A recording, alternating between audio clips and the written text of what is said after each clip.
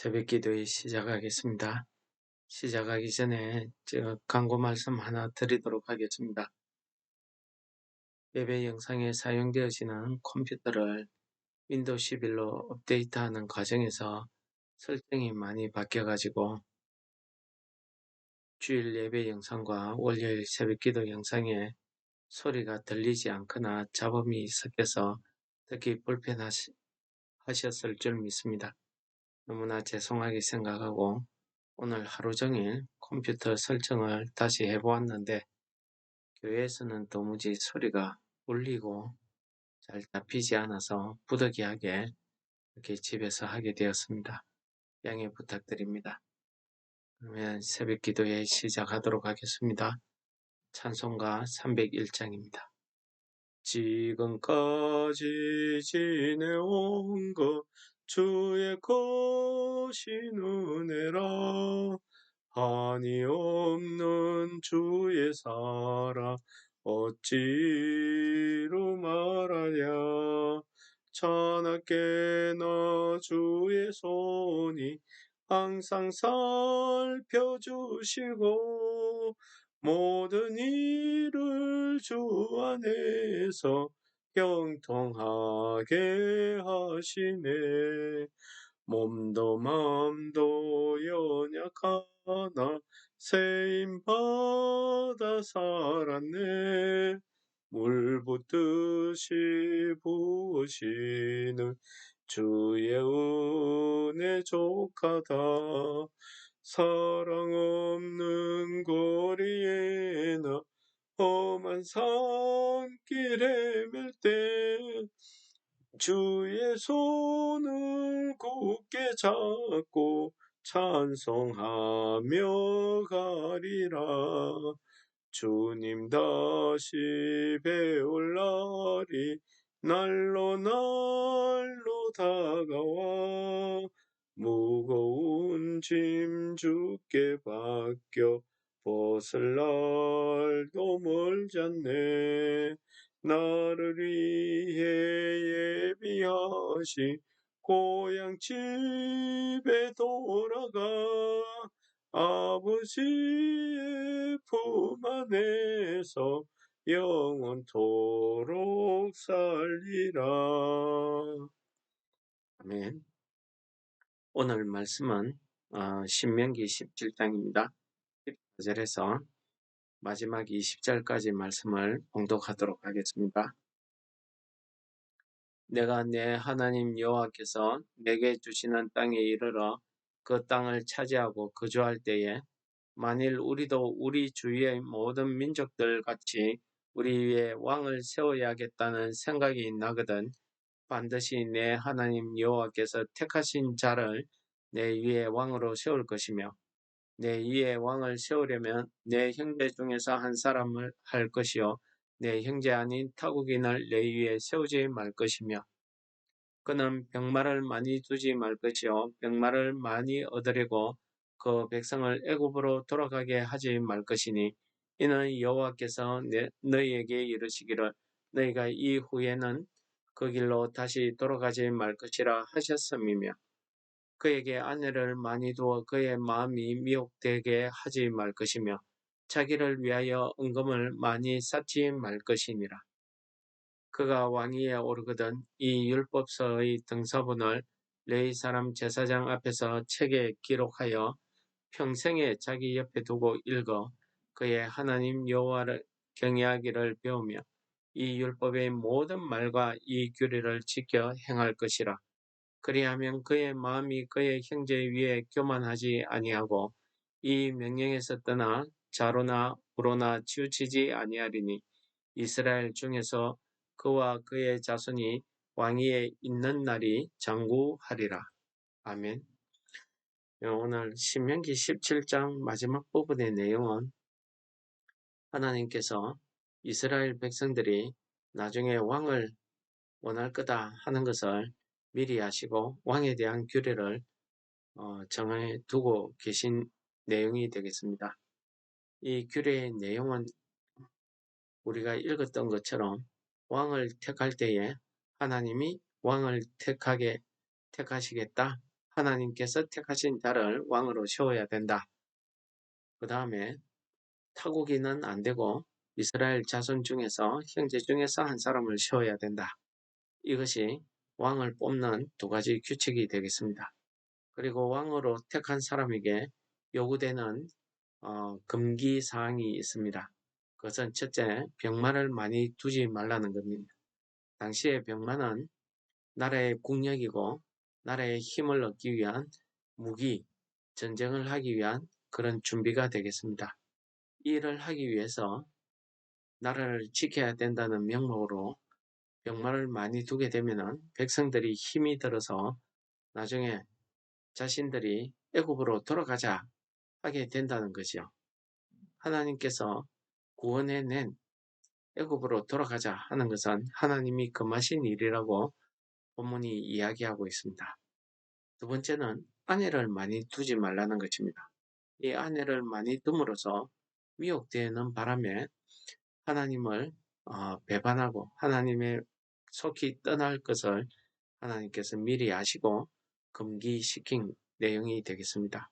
세 번째는 자기를 위해서 은금을 많이 두지 말라는 겁니다. 왕이 나라를 다스리는데 관심이 없고 은금에 재물에 관심이 있게 되면 백성들을 착취하게 되죠. 이렇게 백성들을 착취하고 백성들을 괴롭게 하게 되면 그가 왕위에 있을 날이 멀지 않았다. 이렇게 말씀드릴 수가 있겠습니다. 오늘 본문이 그것을 이야기하고 있습니다. 그러면서 꼭 지켜야 될 것이 하나 있는데 그것은 하나님의 말씀을 베껴서 병타본이라는 것은 그대로 책에 기록하는 것을 이야기하죠. 레위 사람들, 제사장들을 통해서 책에 말씀을 기록해서 그 말씀을 항상 내 옆에 두고 항상 그 말씀을 통해서 하나님 여호와를 어떻게 경외하며 어떻게 이 명령과 규례를 지킬 것인가 하는 것을 늘 염두에 두고 살아라는 겁니다. 그렇게 해야만 너와 내 후손들이 왕위에 있는 날이 길어질 것이다. 라는 말이 오늘 본문 내용입니다. 이 본문 내용은 하나님께서 장차 하나님이 약속하신 그 땅에 들어가서 이스라엘 백성들이 하나님의 백성으로 살아갈 때에 어떻게 살아야 된다는 것을 말씀하는 거죠. 사실 이스라엘 백성들은 그 약속의 땅에 들어가서 살 때에 하나님의 나라를 구성하고 살아야 돼요. 하나님의 나라를 구성한다는 것은 왕이 하나님이십니다.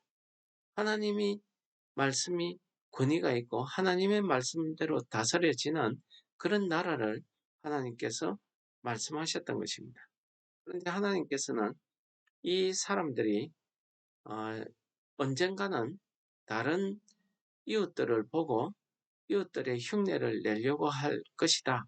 왕을 요구할 것이다. 하는 것을 하나님이 아셨던 것 같습니다. 그래서 오늘 모세의 입을 통해서 이와 같은 말씀을 하시는 겁니다. 이 말씀을 오늘날 우리 믿음, 우리 신앙 생활에 적용한다면 어떤 말씀이 되겠습니까? 하나님이 택한 사람, 하나님이 사명을 주고 직분을 주어서 세운 사람, 이러한 사람들을 말씀하시는 것 아니겠습니까? 그렇게 해서 우리 교회의 목회자로 또 직분자로 이렇게 세운 사람들의 이 말씀이 해당이 된다. 저는 이렇게 생각이 됩니다. 그렇다고 하면은 우리에게 병마를 많이 두지 말라는 말씀은 무엇과 같을까요? 예를 들어서 목회자가 교회 건축을 위해서 하나님의 집을 짓기 위해서 또는 전도나 선교를 하기 위해서라는 명목으로 재물을 많이 헌금을 많이 거두게 되면은 그게 실족하는 성도들이 생긴다는 거죠. 그러한 실족하는 성도들이 생기게 되면은 그 사람들이 애굽으로 돌아가자. 구원받기 전의 모습, 세상 모습으로 돌아가자. 내가 교회 와서 보니까 세상이나 교회나 별반 차이 없더라. 왜 그렇습니까? 돈을 빼앗으려고 돈을 모으려고 혈안이 되어 있더라. 이렇게 생각할 거 아닙니까? 그래서 예수님께서는 누가복음에서 이렇게 말씀하십니다. 누가복음에 용서에 대한 이야기를 하시기 전에 사람이 이 땅에 살아가면서 어떤 상대방에 대해서 실족하게 하는 그런 일을 하지 않고 완벽하게 살 수는 없다. 사람이기 때문에 내 행동, 내 말로 인해서 그 사람이 실족할 수 하는 일이 있을 수밖에 없다는 것을 인정하십니다. 그러면서 또 예수님께서 중요한 말씀을 하시죠. 그 사람을 실족해 하게 되면은 차라리 그 사람을 목을 연자맷돌을 메어서 바다에 빠뜨리는 게 낫다는 것입니다. 믿음에 신앙에 실족하는 것이 그만큼 구원에 떨어지는 것이 그만큼 하나님 앞에서 우리가 크게 죄 짓는 일이다 라는 것을 말씀하고 있죠. 어디 그뿐이겠습니까? 하나님께서는 에스겔 선지자를 통해서 이런 말씀도 하십니다. 가령 내가 악인에게 이야기해서 그 악한 길을 떠나지 아니하면 죽을 것이다 말했는데 그 악인이 그 말을 듣고 회개하고 돌이켜서 하나님 그 악한 길에서 떠나면은 너는 그 생명을 살리고 그도 자기 생명을 구할 수 있지만은 그렇게 말했는데도 불구하고 악인이 그 길을 떠나지 아니하고 그 악의 죄에 의해서 죽게 되면은 너는 그 생명을 보존하지만은 그 악인은 자기 죄로 인해서 죽을 것이다. 그렇게 이야기하시면서 의인에 대한 이야기도 하십니다.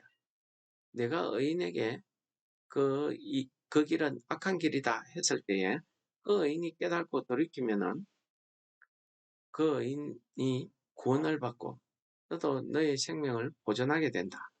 그런데 그 의인이 악한 길을 가는 걸 알면서도 내가 그 의인에게 그 악한 길을 떠나라고 전하지 아니하면 하나님의 말씀을 가르치지 아니하여서 그 의인이 악한 길에서 죽게 되면은 그의 피값을 내 손에서 찾을 것이다. 이렇게 말씀하고 있습니다. 여러분, 하나님께서 채우시고 하나님께서 택한 사람들이 이 땅에서 하나님의 이러한 어, 사명을 받고 하나님의 일을 한다는 것은 이만큼 어렵고 중요한 일이다 하는 것을 보여줍니다. 그러면서 하나님께서는 병마를 많이 두지 말라는 말씀도 하셨지만 그 다음에 아내를 많이 두지 말라는 이야기를 합니다.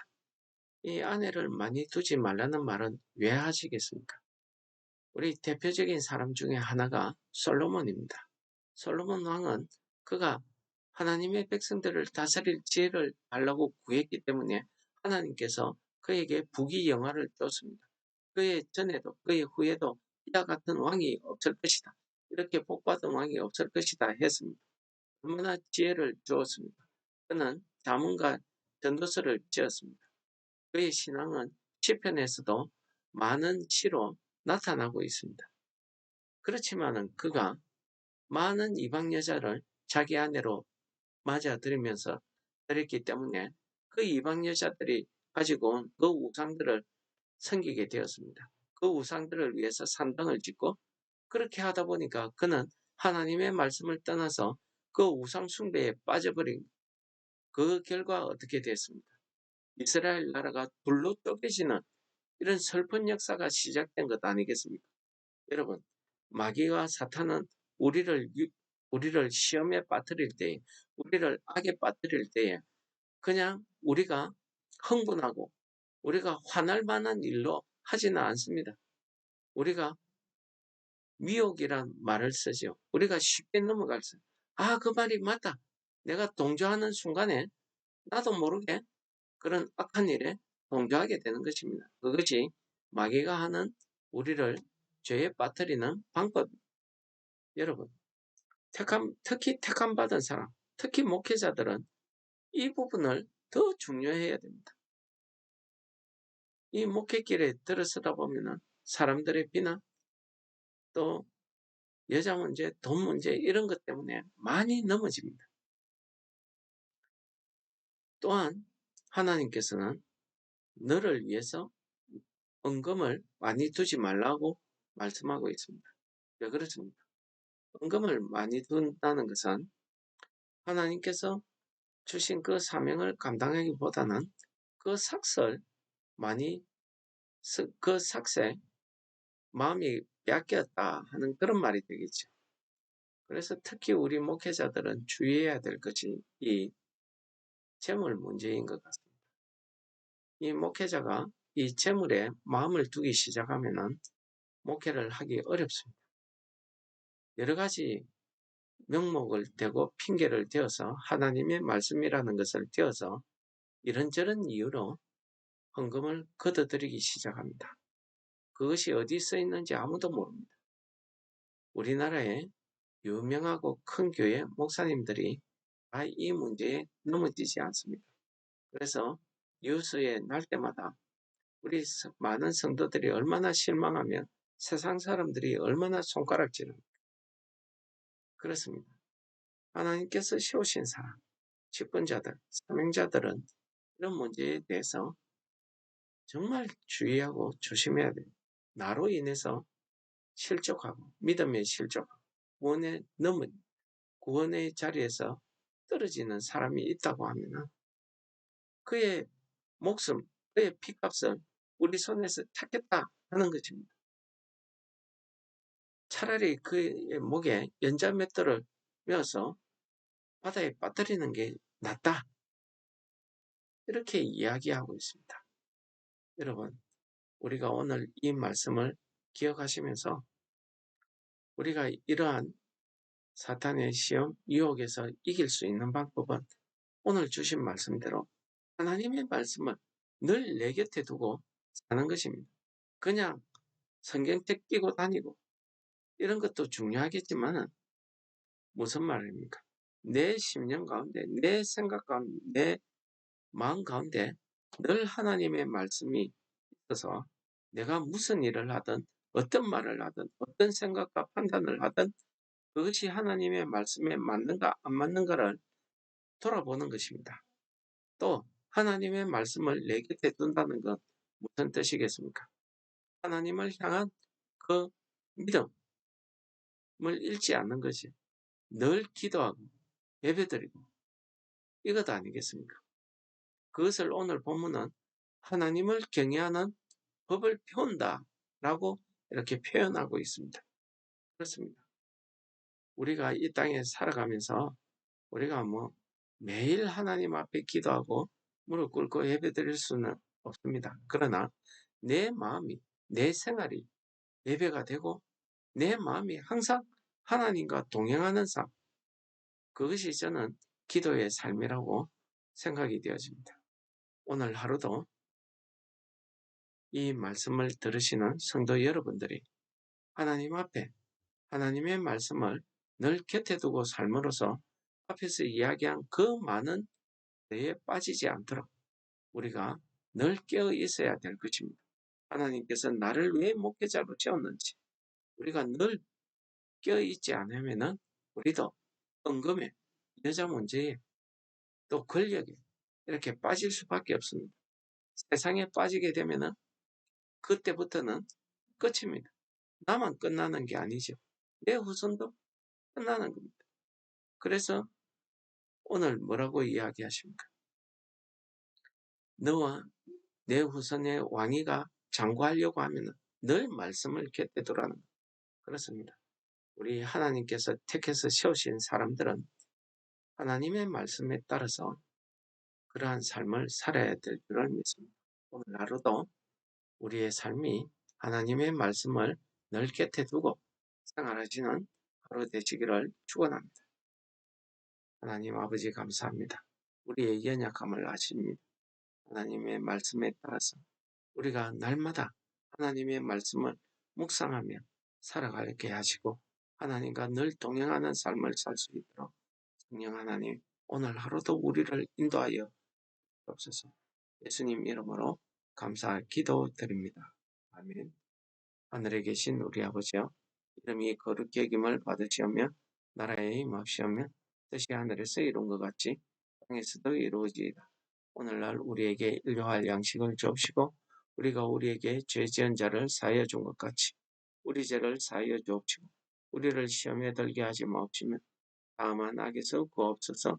내게 나라와 권세와 영광이 아버지께 영원히 있사옵나이다. 아멘.